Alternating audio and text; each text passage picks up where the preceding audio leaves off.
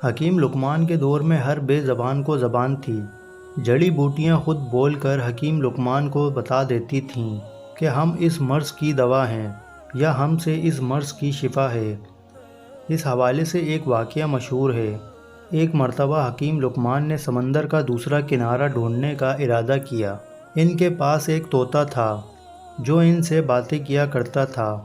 حکیم لقمان نے اپنی حکمت سے جڑی بوٹیوں سے ایک ایسی دوا تیار کی جس کو کھا کر طوطا بغیر کھائے پیے اور بغیر تھکان کے 6 مہینے تک اڑ سکتا تھا۔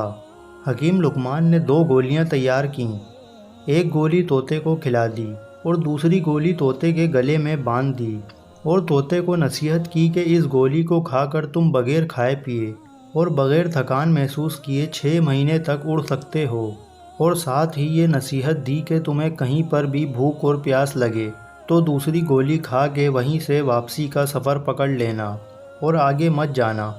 طوطے نے حکیم لقمان سے اجازت لی اور سمندر کی طرف اپنی اڑان بھر لی۔ طوطا مسلسل 6 ماہ سے اپنی اڑان کو جاری رکھے ہوئے تھا، لیکن ابھی تک اسے سمندر کا دوسرا کنارہ نہیں ملا۔ طوطے کو اڑتے ہوئے 6 ماہ سے زیادہ کا عرصہ گزر چکا تھا۔ اب اسے بھوک اور پیاس محسوس ہونے لگی تھی اور تھکاوٹ کا بھی احساس ہونے لگا تھا، مگر یہاں تک جہاں وہ ابھی پہنچا تھا وہاں سمندر کا کنارہ تو دور، اس کے ارد گرد دور دور تک کوئی درخت نہ تھا اور نہ ہی کوئی پہاڑ وغیرہ جہاں وہ بیٹھ کر سانس لے سکے۔ تھوڑی دیر کے بعد طوطے کو ایک چٹان نظر آئی۔ وہ طوطا اس کے اوپر جا کر بیٹھ گیا، مگر طوطے کو یہ نہیں پتہ تھا کہ یہ کوئی چٹان نہیں بلکہ ایک بہت بڑی مچھلی ہے۔ تھوڑی دیر میں مچھلی نے حرکت کی تو طوطا حیران و پریشان ہو گیا۔ وہ دیکھ رہا تھا کہ یہ چٹان حرکت کیسے کر رہی ہے۔ جب مچھلی نے اپنا منہ باہر نکالا تو وہ بھی اس طوطے کو دیکھ کر حیران ہو گئی اور اس سے کلام کرنے لگی، کیونکہ اس وقت ہر چیز کو اللہ نے زبان دی تھی۔ اس لیے مچھلی نے بھی اس سے پوچھا، تم کون ہو اور یہاں تک کیسے آئے ہو؟ اس پر طوطے نے کہا، تم کون ہو؟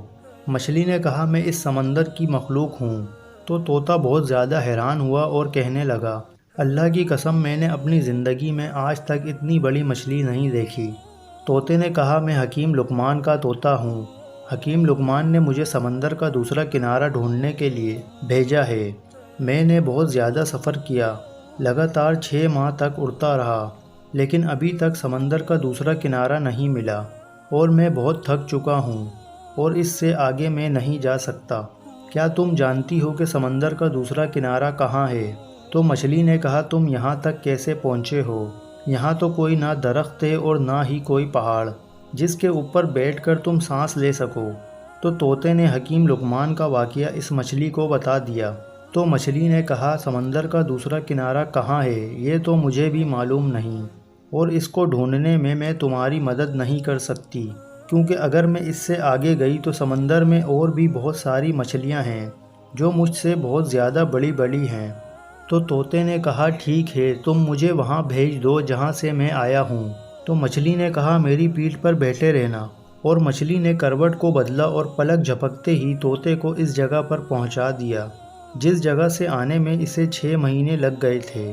طوطا بہت حیران ہوا کہ جہاں سے اڑتے ہوئے پہنچنے میں 6 ماہ کا وقت لگا تھا، مچھلی نے اسے ایک جھٹکے میں ہی پہنچا دیا، اور مچھلی یہ بھی کہہ رہی تھی کہ سمندر میں اس سے بڑی بڑی مچھلیاں موجود ہیں جس کی وجہ سے وہ آگے نہیں جا سکتی۔ طوطا حکیم لقمان کے پاس گیا اور انہیں سارا ماجرا سنا دیا۔ حکیم لقمان نے جب یہ ماجرا سنا تو بہت حیران ہوئے اور اللہ کی بارگاہ میں سجدہ ریز ہوئے اور کہنے لگے، اللہ تو ہی جانتا ہے کہ سمندر کا دوسرا کنارہ کہاں ہے۔